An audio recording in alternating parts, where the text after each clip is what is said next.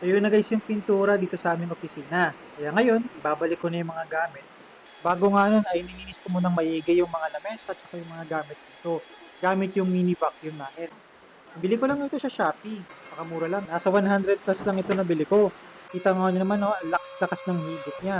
Pwede nyo nga rin tanggalin yung brush niya para dun sa mga kanto-kanto.